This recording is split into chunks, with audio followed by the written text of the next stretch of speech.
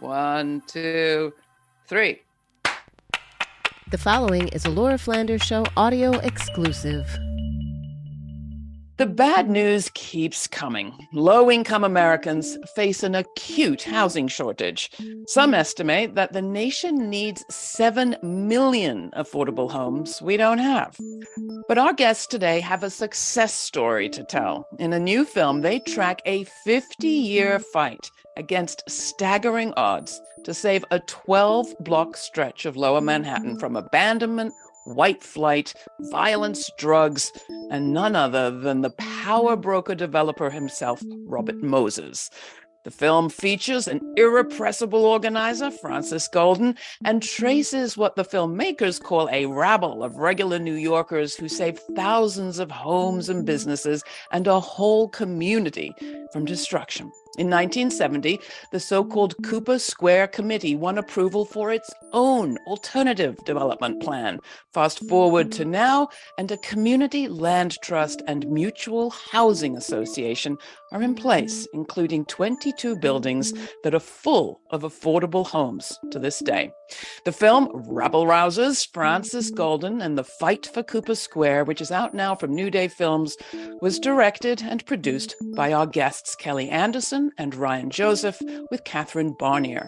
We also have with us Johanna Fernández, who teaches 20th century U.S. history and the history of social movements at Baruch College and the Graduate Center at CUNY, the City University of New York. What's the significance of Goldin, rabble rousing, and the Cooper Square story for today?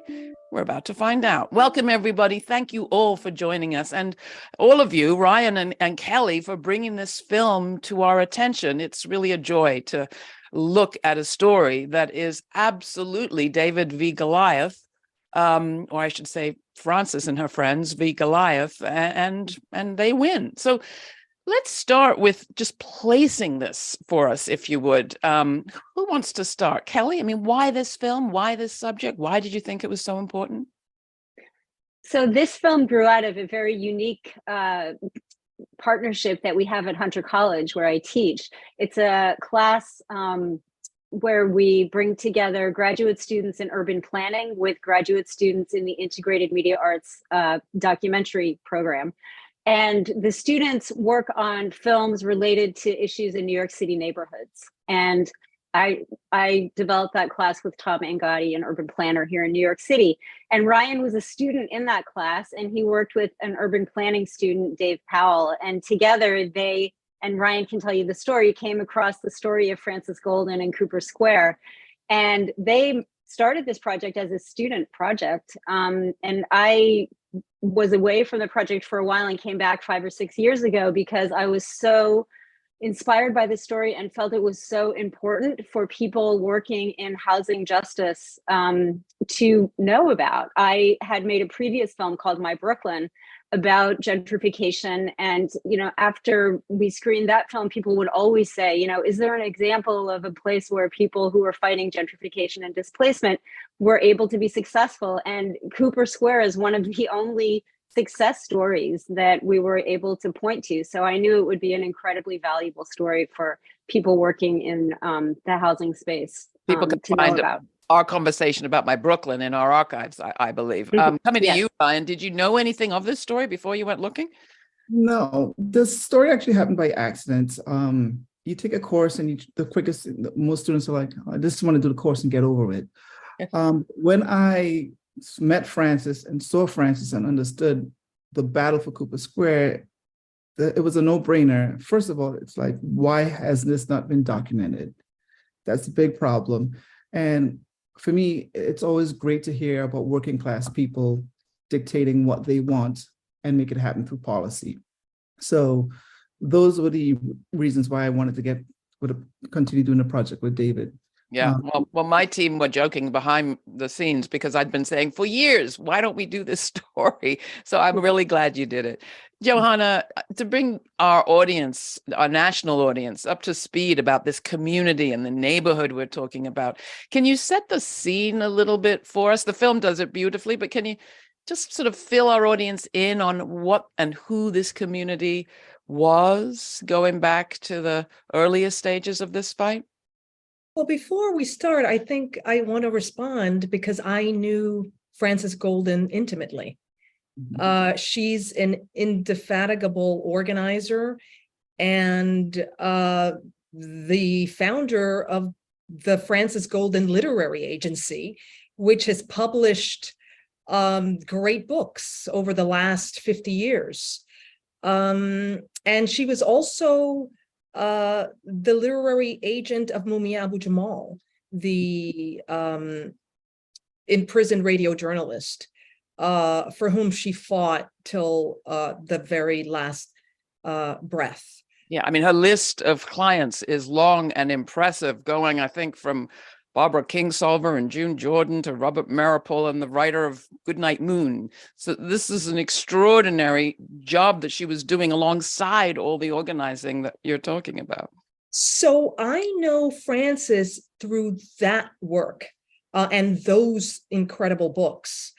So watching this film was really inspiring. The context. New York City in the post-World War II period, like other cities across the country, was identified as a city that had to be rebuilt. The federal government initiates a project known as urban renewal. Let's raise so-called slums and put business and revitalized communities in their stead.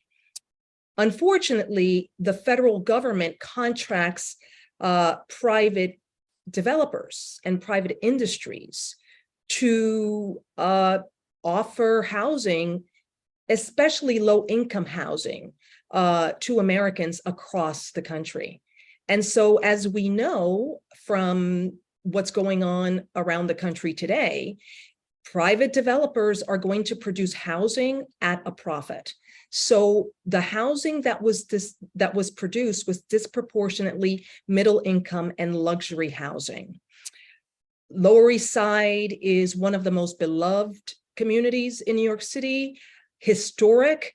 This was the neighborhood that made New York what it is today. In the late 19th century, immigrants from all over Europe, working class immigrants, Irish, Jewish, to a lesser extent, German immigrants, Eastern European immigrants land here, and they live in the most diverse neighborhood in the country. And they live in housing that's built for the poor, old tenement buildings. By the 1950s, the Lower East Side buildings had fallen into disrepair and were in need of repair. And Robert Moses, who's the czar of urban planning in New York, decides that perhaps we need to turn this neighborhood into a superhighway to get New Yorkers in and out of the city, but also to get those who are working in the city out to the suburb. I mean, one of the things that's so extraordinary about Cooper Square, I've seen these apartments, they were renovated. It's not just as if the residents were left with dilapidated buildings. They were renovated. Who paid for that? Johanna. Well, something that's unimaginable today. Frances Goldin and her Rabble Rousers demanded that the city and the government pay for the repairs. They demanded and they got, and some of those are beautiful places today. They are indeed. I would add, can I add one thing to that though? Sure. Because they had tried with other mayors, and what they say is that David Dinkins was the only mayor that actually listened to them. And I think had it not been for David Dinkins and the sort of open door that the Cooper Square folks had at Gracie Mansion or at City Hall, I don't know that this would have happened. Not coincidentally, the first African-American mayor of New York City. Let's pick up the story there with the film trailer, if I may, Johanna, because that's pretty much where this story begins. Let's take a look at the trailer of the film we're talking about, Rabble Rousers, Frances Goldin and the Fight for Cooper Square. It's just out from New Day. Here it is. When you're dealing with a roof over a family's head, either you fight for your apartment or you're out of here. From the very beginning, they learned that if they weren't going to be part of it, it wasn't going to work.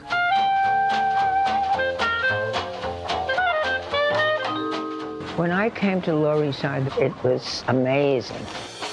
People always helped each other, even though they didn't speak the same language. Cooper Square was the pioneer. This is the place where the tenant movement was born. When Robert Moses came to the Lower East Side, we were ready. We were really ready for him. Boy, did he pick the wrong neighborhood. Today, our greatest single problem is tenant removal. Robert Moses was a master builder and planner. He was like God. A political fixer, maker, dealer, wizard. You couldn't cross Moses. We must have a lower Manhattan Expressway now. Robert Moses decided to take over my area of the Lower East Side. You have to move a lot of people out of the way. A lot of them are not going to like it. Cooper Square's struggle was unique because they took the initiative to develop their own ideas about what they wanted to see in those 12 blocks. We said we want urban renewal, but we want it to benefit the people in the neighborhood, not victimize them. This was a tiny organization. We felt if we could get rid of that son of a bitch, we could do anything. A group of people from the Lower East Side, small community, took on Goliath. The economic forces are so powerful. This was class struggle at its worst. People became conscious of the fact that it's all about gaining control over the land. The Cooper Square Community Land Trust, that was bananas. Nothing like this has happened in the state of New York, ever. This block is not for sale. We fought the bureaucracy of the city. We fought the big corporations. It took us 50 fucking years to win. You know why we're gonna win this fight? Because we don't give up. That's Frances Goldin in the new film Rabble Rousers, which tells the story of the fight for Cooper Square. We had to bleep a little bit of that for public television. She didn't bleep anything. Frances Goldin was, as you call her, a rabble rouser, but she wasn't alone. Ryan, do you want to tell us a little bit about the people she organized with? Well, the people that she organized with were the poorest of poor, and it was very integrated. So she had a leg up. That's one of the things I liked about her when I initially interviewed her. She wanted to make sure that the movement was integrated from the start. And in doing so, she formed coalitions quickly between Blacks, Browns, Jews, Puerto Ricans. A lot of Puerto Ricans were involved in the movement. And therefore, she was able to sustain the fight for a long period of time. The women who were involved were Esther Rand, Jane Benedict. They were fundamental in the actually establishment of Cooper Square. And in doing so, it was easy for them to organize the church people, the business owners, the working class guy on the streets. And from there, she was able to take the movement to City Hall because she had people in numbers. Remember, when this Robert Moses proposed to actually remove these people, was 93% of the residents were, we can't move, we can't afford this.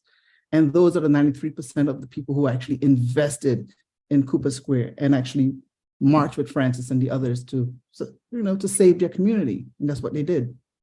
And again, it takes a while to sink in what we're talking about when we say a 50-year battle. This is not a euphemism, and it takes many twists and turns. Kelly, I mean, you've studied movements that succeed and those that don't, as you just mentioned. What made the difference here, and what allies did this particular rabble have, in addition to Goldin herself? Yeah, that's a great question. One of the things that I love about the film is that it takes us through 5 decades of urban history. And it's a history, as others have mentioned on the show, of, urban renewal, disinvestment, and then gentrification and displacement. And yeah, through each of these periods, the Cooper Square Committee had to sort of assess the situation and then figure out how to move forward strategically. So there are a lot of lessons in there. One of the early things they did was bring on an urban planner to work with them, Walter Thabit. And what he started doing, he told them, we go door to door, we do surveys, we find out who's in the neighborhood, what can they afford. And so through working with Walter and others, they developed a vision of what they wanted in their community. And so what always drew them drove them was this idea of we need to have control over the land that's in our community. Whether or not we physically own it, this is the land in our community, and we need to plan for this community's future. So I think that they were very good at doing that. The other thing that I wanted to mention was that they were able to, at certain moments along the way, compromise. You know, originally the plan for Cooper Square was public housing. After Richard Nixon was elected and public housing was gutted, they had to actually swallow hard and make a deal with the city where they would let the city build market rate housing on 2 lots in exchange for 25% of that housing being affordable. But also what the city had to do was give them all these other buildings and renovate those buildings. So they were able to go forward with an amended plan that, you know, I'm sure everybody didn't agree with, but at the end of the day, they were able to work it out between them and say, this is the only way forward. And because they got the city to renovate those buildings, they didn't start this project with a whole bunch of debt that they would then have to pay off over the years. So there are many, many lessons from Cooper Square for the broader housing movement and the movement for community land trusts, which has taken off all over the country. And there's a reason why people come from all over the world to see Cooper Square. You know, there are other community land trusts, but there are so many smart decisions that they made along the way that are really instructive for the movement going forward. Johanna, we've described the sort of environment a little bit, the importance of the neighborhood, but this campaign also fell into very fertile movement soil. You study social movements in the 20th century. Can you talk a little bit about that soil, what was there in that place in terms of the legacies of movements and organizing? Part of what we learn in the film is that Frances led quite a number of housing struggles in the city, and she lost. For example, she helped lead the struggle to save housing in what is now Lincoln Center. That was a very, very vibrant community of mostly Puerto Rican migrants that brought to the city open door performances and music. Famous musicians like Dizzy Gillespie and others performed there as children and as teenagers. What was different about the Lower East Side was its long history of struggle. This is where the working class in New York built its movements, fought, lost, and won. This was the site of the Ladies' Garment Workers Union, for example. It was also the place where the Communist Party organized housing struggles in the 1930s. And part of what Frances Goldin tells us, who was herself a member of the Communist Party, is that when tenants were evicted, the Communist Party, including Frances Goldin, took all of the belongings that the sheriff had taken out of a tenant's apartment and delivered it back to the apartment. And the sheriff came back and removed all the belongings of a tenant, and the Communist Party and its members and people in the community put it right back into that apartment until the sheriff's office desisted. So this is a neighborhood that was diverse, racially diverse, but it had a very strong working class base with working class politics and values. And that culture, I think, helped Frances Goldin defeat Robert Moses. The only struggle against which working people in the city won was Robert Moses' project to destroy the Lower East Side, which means that New York wouldn't be the beloved, quirky, eccentric city it is had we lost the Lower East Side. I mean, to give people a sense, you're talking about a neighborhood that didn't, this is not exact borders, but for people outside of the city, they might be familiar with the Public Theater is nearby, the site of the Triangle Shirtwaist Fire is nearby, the Bowery Poetry Club is right in that mix.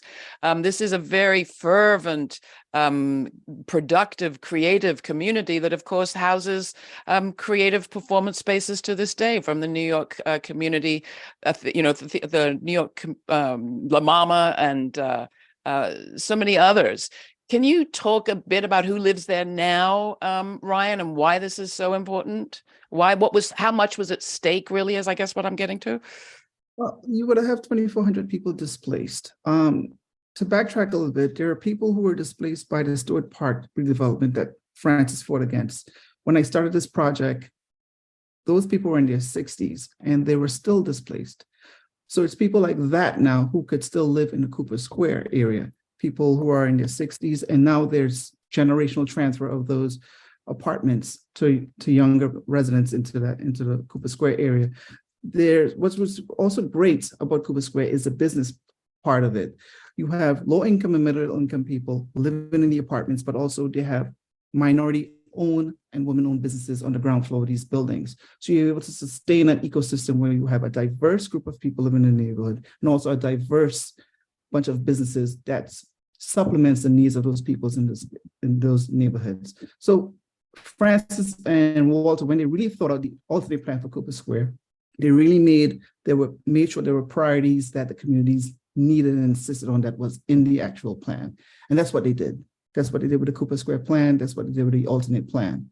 And to add something else, which is really unique about the Cooper Square plan, Frances made sure that it was democratic. So therefore, tenants have say on the CLT. They sit on the board of the CLT, the Community Land Trust. There's also tenants in the CLT that sits on the MHA, which actually owns the building. So it's a very democratic process from top to bottom.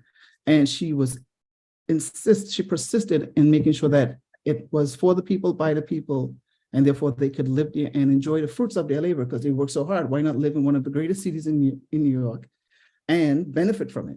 And benefit it. New York Theater Workshop. Wow, you name it. Coming to the question of the structure of Cooper Square, I don't know who wants to come in on this, but obviously we need a definition of what a community land trust is and a mutual housing association. Who wants to? Kelly, do you want to give a stab at that? What is a community land trust? Sure. So the model is one where the land underneath the buildings is owned in a trust, a community land trust, and that has its own board and its own set of priorities, right?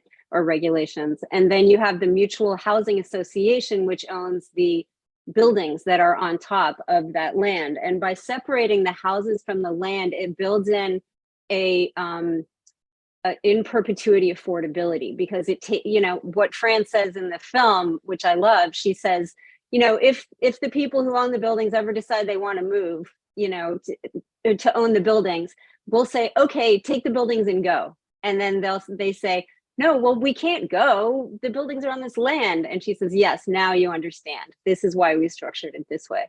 So it's a really unique model. And one thing I wanted to mention is that I just found out today from somebody else who worked on the film, Dave Powell, who now works at Cooper Square for the Mutual Housing Association. He was telling me that a 3-bedroom apartment there, now you'd be paying $900 a month in maintenance fees. So what's really different about Cooper Square is that it's affordable. It's much more affordable than a lot of the so-called affordable housing that's built in New York City by other programs. Wait, explain that to us again, what people are paying in Cooper Square versus the commensurate equivalent of housing nearby. Right. So when you build affordable housing, it's targeted at populations who make a certain percentage of the area median income, the AMI. And so at Cooper Square, Dave told me that people in Cooper Square, that it's affordable to people who make 23% AMI of the area median income. So those are people who could be making minimum wage potentially, $15 an hour, working 40 hours a week. They're able to afford to live in those apartments. So the maintenance, which is the monthly fee, the only thing that people are paying for their apartment for a 3-bedroom apartment in Cooper Square is $900. And so people that's could be paying as much incredible. as $9,000 in that neighborhood for equivalent Yes, space. Just exactly. to put a pin on it. Johanna, coming to you, this is unique, obviously, but it's not entirely unique. Can you talk a little bit about this movement, if you will, towards community land trusts, mutual housing authorities? How advanced would you say it is? And I know that right now there is much talk, as you end the film, of another similar initiative in the Bronx and in Frances Goldin's old area. Some of the veteran organizers are involved in an even more ambitious plan. I think it's important to talk more about what the community land trust is. It's essentially land that's taken out of the private domain. It's communal land that cannot be sold at a profit.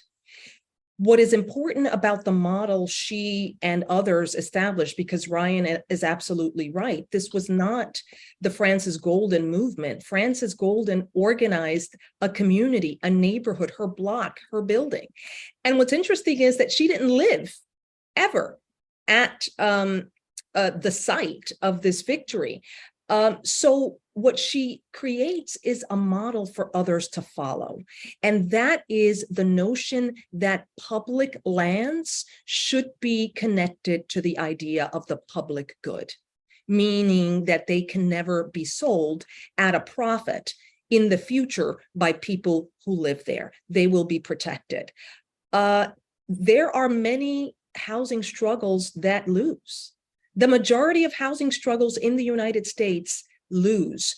And what we see happening now in East Harlem, in the South Bronx, are folks beginning to claim the community land trust as a right, as a human right, which is a footnote they take from indigenous peoples in this country who didn't believe in private property, who believed that land should be owned collectively by the community.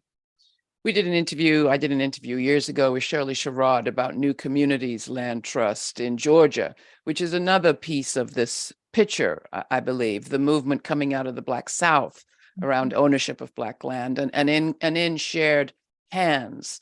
That too, a decades-long fight, clearly poses a threat to the market, a threat that some, in her case, were willing to fight over. Johanna, as you think about this, and well, all of you, Kelly, I know you've covered these stories over the years. Where do you think we are in addressing our housing crisis and the crisis underlying the housing crisis, which is speculation in people's homes? Are we making progress, Johanna?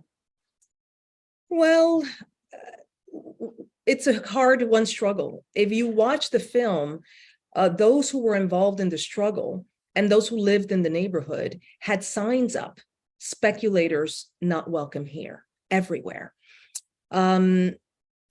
It's going to take a new movement that emerges with a politic organized around the public good.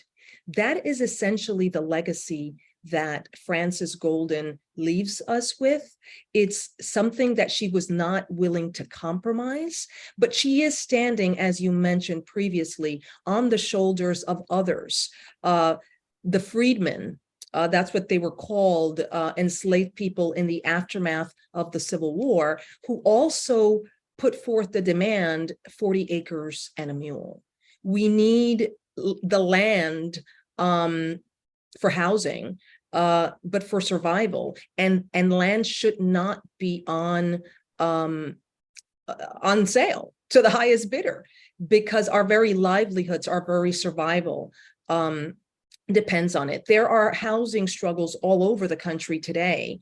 And the big problem, as she said in the film, is that land speculators and real estate is really the cutting edge of capitalism in every period of American history. And the question is, how do we devise a strategy that is here for the long haul, an activist strategy, and that develops the connection of communities to that which cannot be sold at a profit? Ryan, to you, the Biden administration recently in its Inflation Reduction Act has a portion that's called Reconnecting Communities that's trying to kind of repair some of the damage done by the highway building of the 1950s, much of it as Robert Moses modeled, going straight through vibrant communities, often Black and brown communities.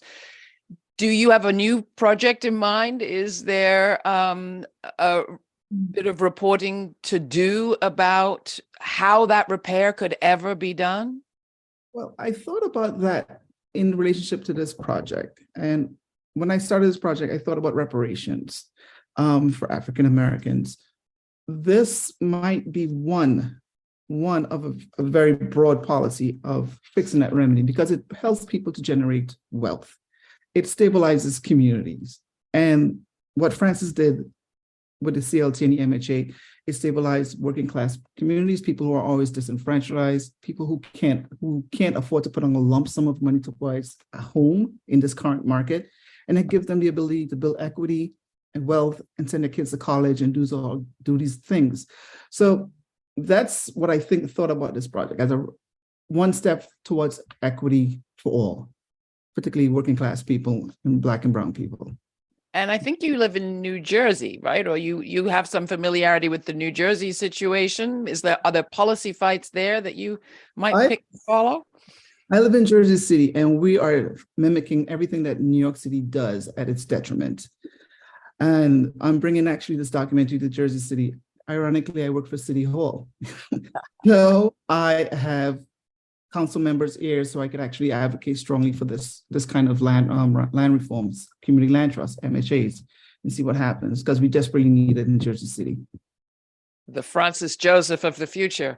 Kelly, the takeaway, I mean, Ryan's pointing in that direction, but what do you want people to take away from this film, and how are you imagining to use it? Obviously, showing it to policymakers in Jersey City is a great idea. What else?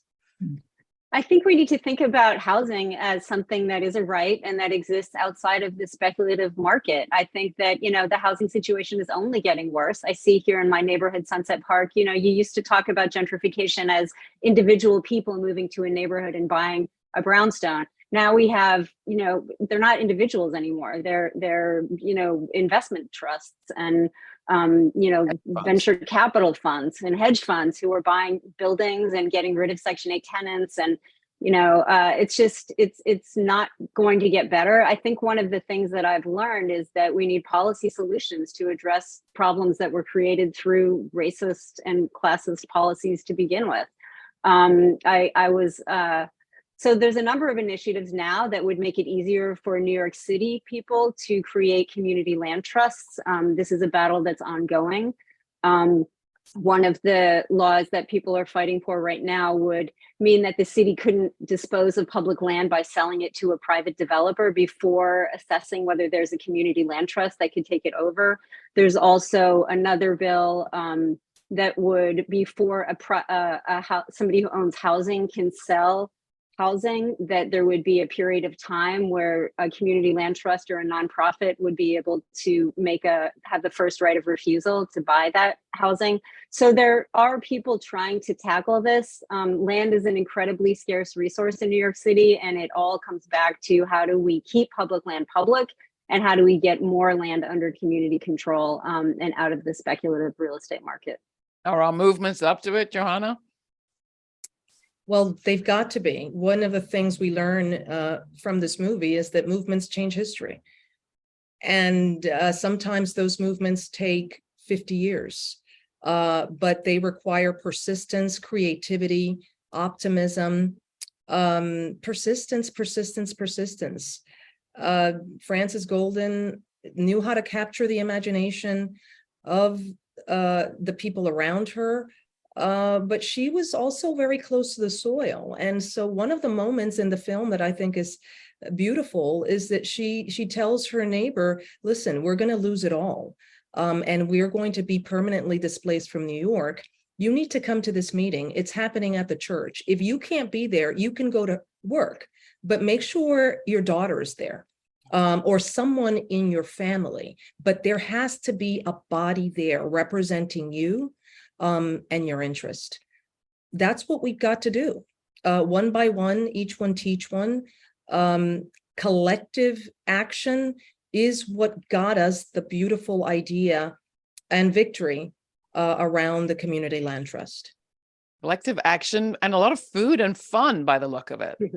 One of the things that comes across so strongly in your film, Ryan and Kelly, is that Frances understood organizing needed to be appealing, not just grueling, although it was obviously grueling as well.